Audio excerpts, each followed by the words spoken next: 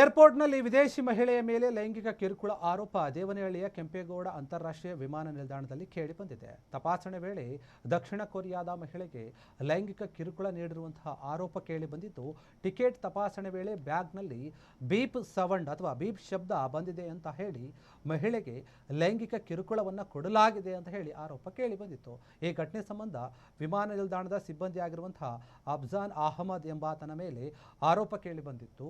ಆರೋಪಿಯು ತಪಾಸಣೆ ವೇಳೆ ಅಥವಾ ತಪಾಸಣೆಯ ನೆಪದಲ್ಲಿ ಆಕೆಯನ್ನ ಪುರುಷರ ಶೌಚಾಲಯಕ್ಕೆ ಕರೆದೊಯ್ದು ಅನುಚಿತವಾಗಿ ವರ್ತನೆ ಮಾಡಿದ್ದಾನೆ ಅಂತ ಮಹಿಳೆ ದೂರನ್ನು ಕೊಟ್ಟಿದ್ಲು. ಮಹಿಳೆ ದೂರಿನ ಮೇರೆಗೆ ಭದ್ರತಾ ಸಿಬ್ಬಂದಿಗಳು ಏನಿದ್ದಾರೆ ತಕ್ಷಣ ಆರೋಪಿಯನ್ನು ವಶಕ್ಕೆ ಪಡೆದು ವಿಮಾನ ನಿಲ್ದಾಣದ ಪೊಲೀಸರಿಗೆ ಒಪ್ಪಿಸಿದ್ದಾರೆ.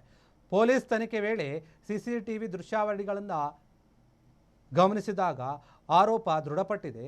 ಆರೋಪಿಯನ್ನ ಏರ್ಪೋರ್ಟ್ ಪೊಲೀಸರು ಈಗ ಬಂಧಿಸಿ ತನಿಖೆಯನ್ನು ಮುಂದುವರಿಸಿದ್ದಾರೆ.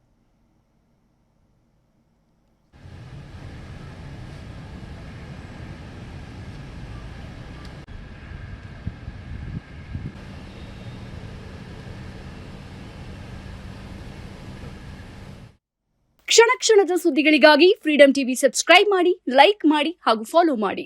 ಹೊಸ ಸುದ್ದಿಗಳ ನೋಟಿಫಿಕೇಶನ್ಗಾಗಿ ಬೆಲ್ ಐಕಾನ್ ಮೇಲೆ ಕ್ಲಿಕ್ ಮಾಡಿ.